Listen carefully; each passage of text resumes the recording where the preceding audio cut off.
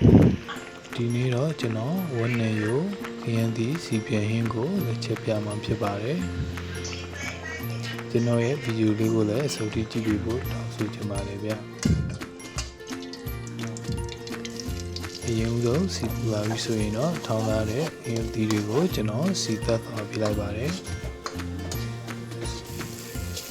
နတ်မွေလာပြီဆိုရင်တော့ကျွန်တော်တရားသာနေထားတဲ့ဝက်နံရိုးတွေကိုထည့်ပြီးတော့ခဏကြော်ထားပေးလိုက်ပါတယ်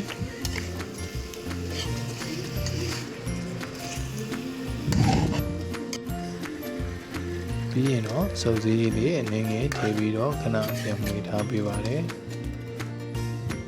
ပြီးရင်အဖိုးလေးခဏအုပ်ထားပေးလိုက်ပါတယ်ဝက်နံရိုးလေးနေလာပြီဆိုရင်တော့ကျွန်တော်ခရမ်းသီးလေးတွေကိုထည့်ပြီးတော့ခဏပြန်မှွေထားပေးလိုက်ပါတယ်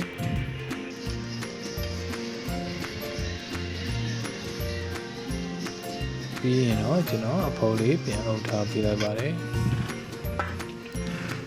ဒီလိုစီပြန်လာပြီးခရမ်းသီးတွေလည်းနူလာပြီဆိုရင်တော့ကျွန်တော်အရသာထည့်မှာဖြစ်ပါတယ်အရသာကိုတော့အချုံမုံစားကျွန်တော်တုပ်ထားပေးလိုက်ပါတယ်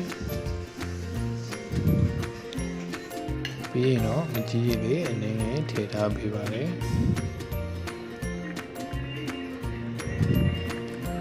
ပြီးရင်တော့အရသာလေးတွေနှံတော့ခဏပြန်ဝင်ထားပေးလိုက်ပါတယ်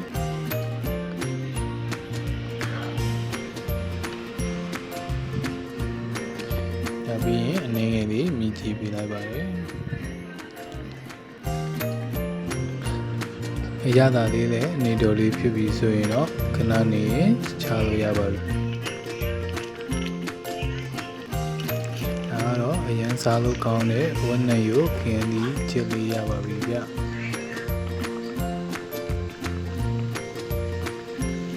နောက်ဗီဒီယိုမှာပြန်လည်ဆုံတွေ့ကြမယ်ခင်ဗျာဘိုင်ဘိုင်